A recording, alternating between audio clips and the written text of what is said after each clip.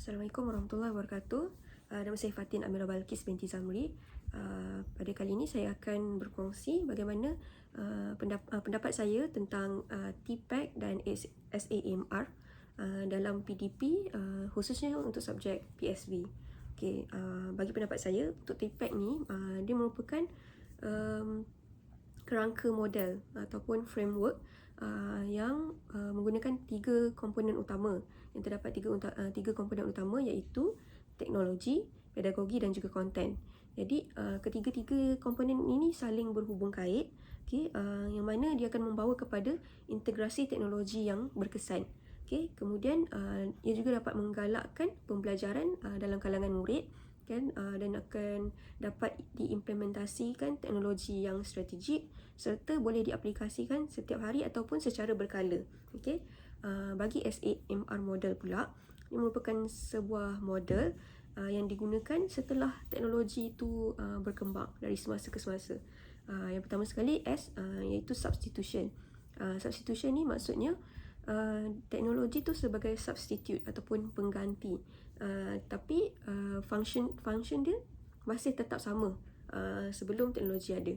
Sebagai contoh, kertas dan pen digunakan untuk dijalankan exam ataupun ujian, tapi kalau dengan adanya teknologi, kita boleh menggunakan gadget seperti laptop untuk melaksanakan ujian.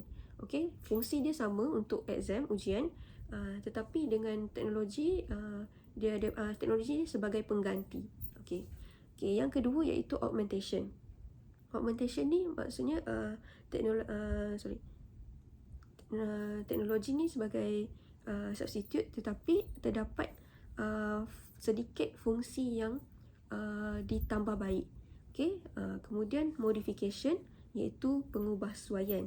Maksudnya teknologi ni dia akan membenarkan sesuatu kerja tu dirombak secara signifikan. Satu lagi iaitu redefinition. Redefinition ni maksudnya teknologi akan membenarkan creation of new task. Maksudnya akan jadilah task yang baru. Maksudnya contoh, mungkin sebelum ni kita belajar dalam kelas menggunakan whiteboard dan marker sahaja, tetapi dengan teknologi terkini kita boleh belajar melalui website ataupun video conference.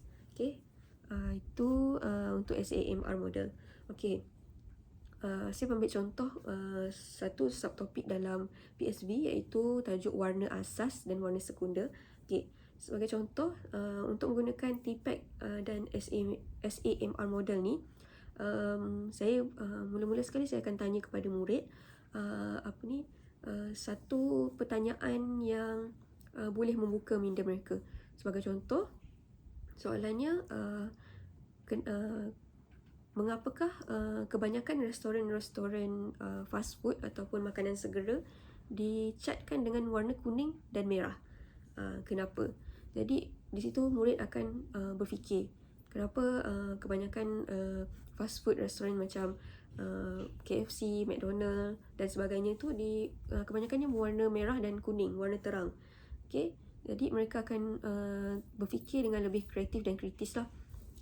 Kemudian selepas saya itu maksudnya itu konten untuk pengajaran saya pada waktu tu, pada hari tersebut lah. Kemudian pedagoginya, saya bertanya kepada mereka dan mereka menjawab. Di situ guru akan memahami karakter anak-anak murid masing-masing. Di situ terdapat pedagogi. Kemudian bagaimana saya mengintegrasikan teknologi dalam subtopik tersebut? Mungkin saya boleh menunjukkan beberapa gambar ataupun video berkenaan warna primer dan warna sekunder. Warna asas dan warna sekunder. So, di situ saya akan menggunakan teknologi untuk diintegrasikan bersama-sama dalam sesi pengajaran dan pembelajaran saya pada hari tersebut lah. Jadi di situ saya telah menggunakan kerangka model TPAC dan juga SAMR ini juga boleh dilaksanakan dalam waktu yang sama. Setakat itu sahaja pendapat daripada saya. Sekian, terima kasih.